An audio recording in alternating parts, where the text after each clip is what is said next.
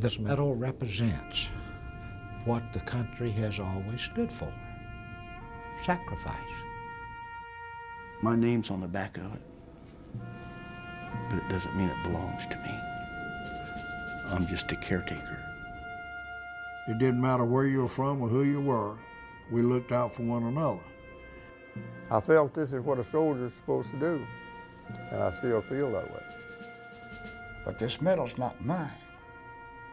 That belongs to those kids who never grew up to be grandfathers. I just hold it in trust. The veteran broadcaster Paul Harvey is famous for saying there are two tangible symbols of sacrifice representing the ultimate offer of one's life for others. One of those symbols is the cross of Christ, and the other is the Congressional Medal of Honor. It's likely that when he first uttered those words, the Medal of Honor was more widely recognized than it is today. But to those who have heard the stories of brave American service people who, in the heat of combat, performed astonishing acts of selflessness to aid their embattled comrades, that symbol shines as brightly and significantly as any other in American life. Signed into law by President Lincoln in 1861, the medal was first intended for Navy personnel, but soon after a similar decoration was established for the Army.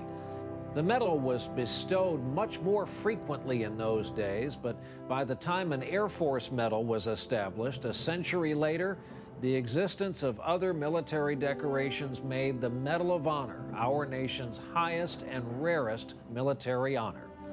Fewer than 3,500 Americans have ever been chosen to wear this hallowed emblem, many of them posthumously. But despite its rarity, the ideals it symbolizes are alive in each and every person who serves this nation in uniform. Namely, the capacity for courage, selflessness, and sacrifice that are the hallmarks of service. There can be no doubt, as we pause to take stock of our lives as Americans, we can find profound inspiration in these stories and perhaps recognize some of those prized characteristics in our civilian lives as well.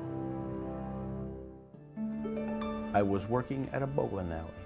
I ran the restaurant at a bowling alley, and we had a television, and there came a very short clip of the president putting the Medal of Honor on Roger Donlon. And he just, standing so tall and so straight. And now, because of the military people in my family, I was very aware of what the Medal of Honor was. And I thought, wow, when I grow up, I'd like to be a soldier like him. Come World War II, when my older brothers were off, and my first prayer that I can remember uttering in seriousness was that I would someday have the privilege and be able to grow up and serve. I had a brother who served in Korea. All four of my brothers-in-law were World War II guys. One was killed. So those were my heroes, family.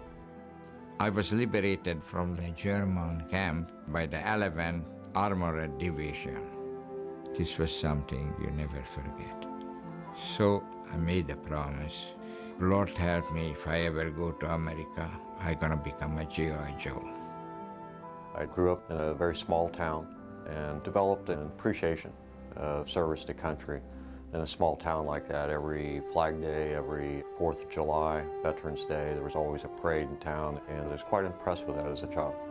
In 1952, I got a letter in the mail that says, "Greetings, you've been selected by your friends and neighbors," and I was being drafted. I went kick hell out of my two friends, and then checked my neighbors, and none of them had done that. So if they ever do start the draft again, they got to change that letter.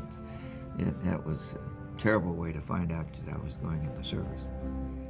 I was drafted in 1950, and I was taught that when you got drafted, you had to go. It was your duty. I didn't even know where in the heck Korea was. We had been warned about the problem of Okinawa. The night before, we were told that the entire 1st Marine Division was expendable. That means that we're going to lose everybody. I said, I don't know what Vietnam's like, because I'm the only non-returnee in this group. But if you'll trust me, I'll bring you all home. And then all hell broke out. They started firing right from left to right behind us. The only way we could get out was fight our way out. I mean, the war is now there, right now. All right, I said, Pete, for God's sakes, move your gun out. You're going to shoot the top of Bucky's head off. And he says, we can't shoot. They're just shooting at us. The lead tank pulled up right beside my gunner. And I'm only 25 yards from him. I stood up and looked him right in the face. They were that close to us, and you're laying there, you're thinking, this is it. We're facing a old man death right in the face. All you could hear was guys moaning, calling for their mother. Help me. There's nothing I can do. When things get really, really rough, and there's a whole lot of explosions going around you, bombs bursting in the air, and rifle, machine gun fire, all of that coming at you at one time, no one's exempt from fear. Of course you were scared. We were scared to death. But your responsibility is to lead your men into very dangerous areas on occasion, and you have no choice but to do it. I'm a 19-year-old medic, and then by that time it's seen, I don't know how many people get killed. But I took an oath to myself to help others, because that's what I was, a medic. And they took, obviously, an oath to come back and save me, because we were there to take care of each other. What immediately came to mind was my little brother. It was just instinct. It's what I'd been taught. You don't leave your brother. And I went and got him. I made a decision to make a wheels-up landing, crash close enough to his airplane, and pull him out of the cockpit. Somebody yelled grenade, and I looked down and fell on it. I ran up and I said, come on, boy, let's get the hell out of here. I told the members of my squad to withdraw. In 4 hours, I knocked out 7 of those things. Picked up Captain Gormley in my arms and brought him back. I felt something had to be done. I didn't even think about it, just did it. Courage is not a lack of fear, which would be a lack of intelligence, but it's how you handle your fear. It's kind of like the guy that runs into a burning building. He's not really thinking of all that's going to happen to him if he does it. He just does it because it's part of who he is. I knew that if I died doing what I was doing, what better way to die? I mean, what better way for a soldier to die than to be saving the lives of his fellow soldiers? Next morning, we got everybody out, and I saw my first KIAs that were my men. And I remember thinking, I asked them to trust me, and I promised them I'd bring them home. Those 10 guys did, but I didn't. But I also learned that as a young officer, you have the opportunity, the burden and the privilege to look a young man in the eye and ask him to go do something. And they know what you're asking them to do in all likelihood means they're not coming back. And these American soldiers look you in the eye and they wink and say, got it, sir. Grab their weapon and off they go. And there's nothing in life that compares to that responsibility. Nothing.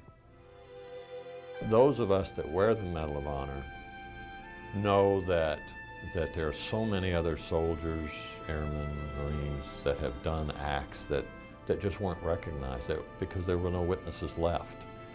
So I'm very proud to be able to wear the Medal of Honor for all of those that performed deeds far greater than I did, that no human being knows what they did. These examples of ordinary people behaving in extraordinary fashion can be inspiring, and they should be inspiring. I spent 8 months in the Philadelphia Naval Hospital recovering from my wounds, and that's where I saw heroism. Our heroes are our nurses, so the volunteers who came in and laid a hand on you and said it was going to be okay. The ones who went above and beyond and let you know that they loved you. I really believe that you'll never truly lead anybody until you learn to serve. And you'll never truly serve anybody until you learn that there's something more important than yourself. Those who know about it do appreciate it, but I don't think it's important to appreciate the medal or the living recipients. I think it's important for individual American citizens to understand how important sacrifice writ large is. And I think given the challenges that we have endured and the challenges that we are going to endure, that Americans do appreciate how much you can accomplish if you don't care who gets the credit, if you don't care if there's any recognition, And if you don't care what you do, as long as you do something positive, I think the American public does understand that. I didn't go to war to kill people. I went to war because I loved my daddy. I wanted him to be proud of me. I went to war because I loved my grandpas and I loved my country. And when I got over there, the reason why we fought so hard was because we discovered we loved each other, that we were all we had. It didn't matter where you were from or who you were, we looked out for one another. And that same thing can apply to the United States of America. And every citizen, take care of one another. In the squad, there's 8 of us, and we all agreed that everybody would come back one way or the other. You learn brotherhood when you learn to live together and eat together and sleep together. You learn to trust people. That's the big thing. We're all the same. We're American.